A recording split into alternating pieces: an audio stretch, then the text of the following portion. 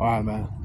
When you're on this celibacy, semen retention, whatever, I'm speaking to both genders. You're a female, yeah, you don't have semen, but we could still smell it on you. Don't matter if you're fat, old, I could smell it on you. I'm gonna say a little story. But anyways, when you practice this,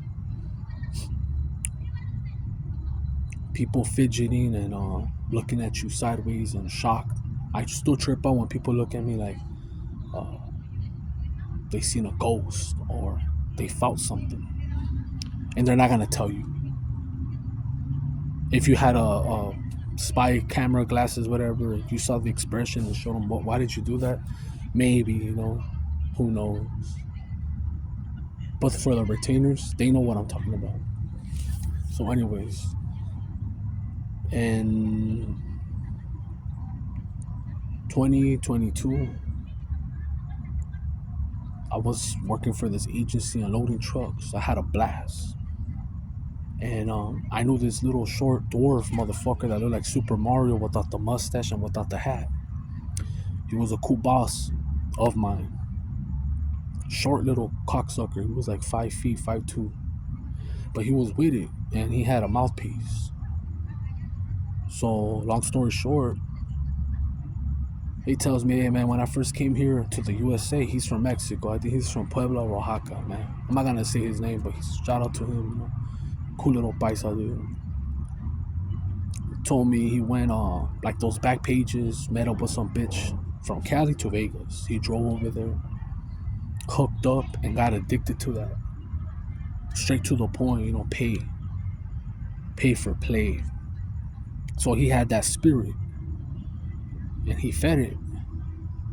But he also had morals and respect and boundaries, and I had to see that for myself. I was retaining. I was actually in a high streak. I was like 9 months, and I saw this chick, man. She had glasses. I thought she was like from Nicaragua or El Salvador, but she was Mexican, very skinny. She wasn't really my type, but it was like the soul, the spirit. She looked very clean and pure and smelled good, and I didn't even have the heart to get at her. And I was retaining. I wasn't really peaking. I had a pretty good streak, and I was a little jealous. I'm not gonna lie. I even told homeboy, and I'm not really the jealous type. Like, I'm not really a relationship type of guy. I don't care. Usually when I'm around people, they make guard.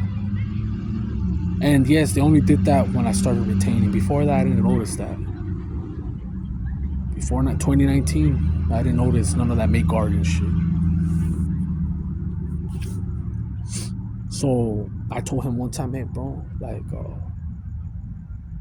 cause he was smashing some chick, right, that had 5 kids. She was like 32 and he was already in his mid 40s.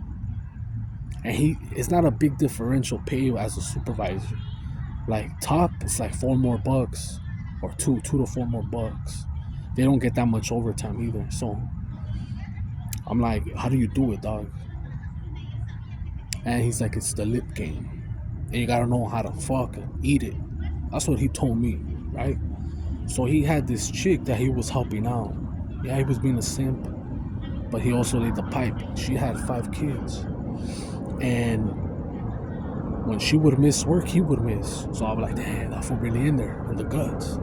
So when I started seeing him talk to that girl that I told you that's pure, I felt some type of way, and it's none of my business. You know what I mean? That's not my lady. So I asked him out of curiosity, hey, bro, like, just keep it 100 on me. You don't have to, but just, you've been real this far. At least give me this. Are you like tapping that? Are you working away? Like, I feel like you wanna ram that. He's like, hey dog, you're fucking fucked in the mind, bro. He's like, with that chick, I never think sexual. That girl's so pure. I wouldn't touch her. I couldn't even talk to her. I'm telling you, there's people out there like that. And I met her, and she was Catholic. You could tell, man. There's some women that know how to hide it. that act innocent and shit, but she wasn't. She wasn't acting. She was real, and it's very difficult to find shit like that. And that's my story, and I'm out.